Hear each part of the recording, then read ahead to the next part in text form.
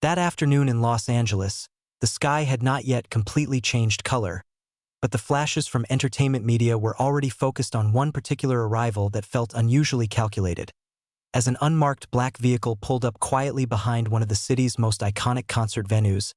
and when the car door opened slowly, the silhouettes of two figures immediately transformed speculation into confirmation. One dressed entirely in black with a leather jacket and a bucket hat pulled low, the other in a relaxed gray-toned outfit with white sneakers and a surgical mask that could barely conceal the charisma recognizable across continents. And it took less than 2 seconds before the dormant cameras around the area snapped into action, capturing the rare image of Suga and Jungkook of BTS stepping out side by side after a long period of appearing separately in public due to their respective military duties, and their presence behind the stage of this particular venue, notorious for hosting unannounced rehearsals for global events, instantly stirred waves of interpretation across the internet, especially since the management of the location offered no official comment on who was scheduled to rehearse that night. A silence that only fueled the idea that something monumental was being orchestrated, made even more tantalizing by the fact that this space had just been reserved for a closed technical run of an undisclosed live performance, prompting many to believe that the duo was involved in a collaboration far greater than a friendly visit. And when a blurry backstage photo of them circulated,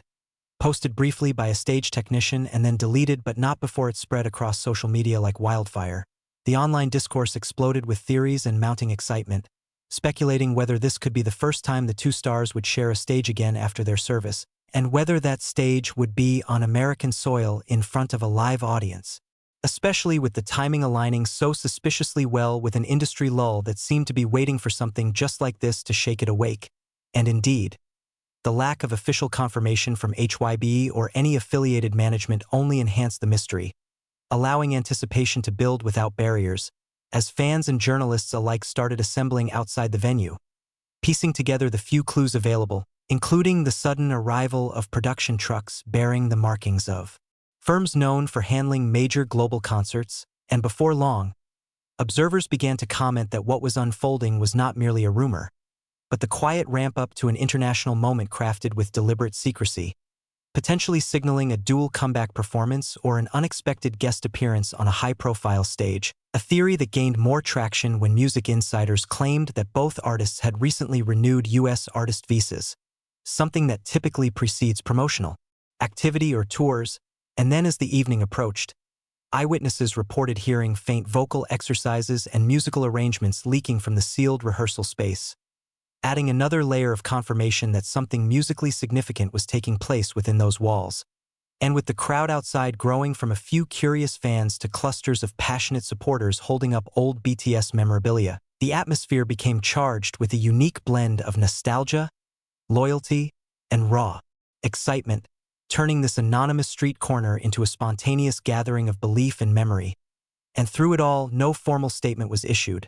no social media hints were dropped, and yet the narrative began to solidify naturally, shaped by the live reactions, whispered updates, and visual scraps from those lucky enough to catch glimpses, until finally it became nearly universally accepted that Suga and Jungkook were not just present,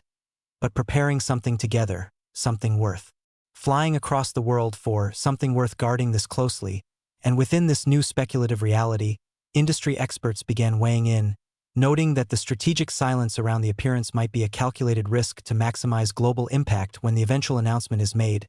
particularly if this collaboration is tied to a major award show, festival performance, or surprise television special, and the fact that both men have strong individual fan bases and artistic identities only adds to the gravity of such a reunion, with some suggesting that this could signal the beginning of a new subunit or a series of joint releases under a fresh conceptual brand, all designed to capitalize on their post-military renaissance while responding to the growing global demand for mature, genre-blending artistry from the K-pop sphere. And amid all of this, commentary online remained electric but respectful, with hashtags noticeably absent and instead replaced by emotionally charged essays from fans who have waited years to see these two perform again, many noting how their growth as individuals might now harmonize in a new kind of energy on stage, one that reflects not only musical synergy but a deeper narrative arc of brotherhood, resilience, and artistic renewal. And now, with only a thin veil of secrecy separating speculation from confirmation, The music world waits breathlessly not just for an announcement, but for a moment, a visual, a soundbite, a single shared glance, on stage, that will mark the return of two icons not as soloists, not as members of a larger group, but as a creative force united by time, trust, and timing, ready to redefine the stage once more on their own terms. And as dawn gave way to a haze of digital frenzy the next day, what began as speculative chatter matured into a full-fledged phenomenon, with entertainment media from Seoul to New York devoting front-page real estate to the emergence of what they cautiously dubbed the Quiet Duo's return, a headline that carried weight not because of confirmed facts but because of the sheer volume of circumstantial evidence now piling up from every direction, including a leaked list of stage tech requirements for an undisclosed act scheduled for a prime slot at an upcoming major U.S. televised music event.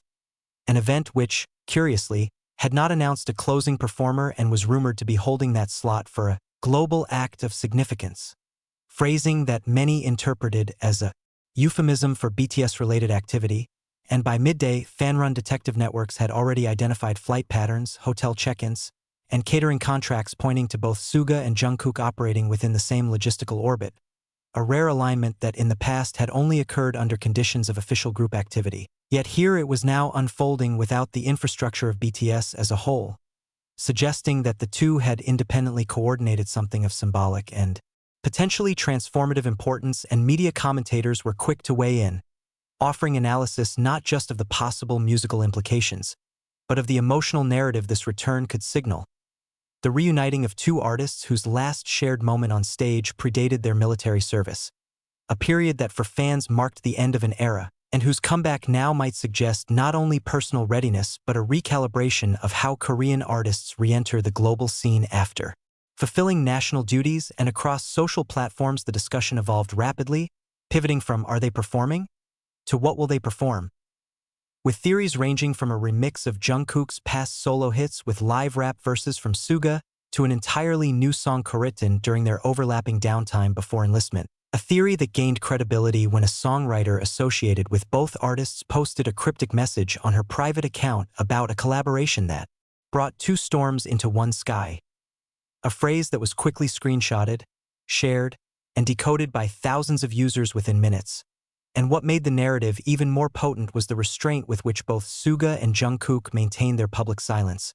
offering no comment, no emoji-laced teasers, no subtle nods through fashion or caption, a choice that elevated the gravity of the moment and invited a level of respect and seriousness that stood in stark contrast to typical celebrity promotional noise, creating a space where fans weren't just waiting for content but preparing emotionally for a performance that could be deeply meaningful, possibly even vulnerable. And meanwhile, music professionals speculated about the sonic direction such a duo could take in 2025, noting that Suga's gritty, introspective production style had matured into something even more cinematic during his solo tours, while Jungkook's voice, now steadier, richer, and seasoned by solo acclaim, had proven capable of navigating genres from EDM to our backslash and beat to stripped acoustic ballads, and the idea of merging those forces into a live performance, especially one tailored to a Western audience that had long shown admiration for authenticity over spectacle, hinted at a kind of statement moment, a quiet but profound re-entry into global consciousness on their own artistic terms. And still, while no stage had yet been lit, no official poster released, the emotional stage was already set, with fans preparing, as if the performance had already happened, creating playlists of imagined set lists, speculative fan art, essay-length threads mapping the emotional journey of their musical partnership from debut to now. And by the end of the second day, the silence surrounding their appearance had paradoxically become louder than any promotional campaign could ever be, drawing in not just their existing fanbase but the attention of those who had long followed Korean pop music from a distance,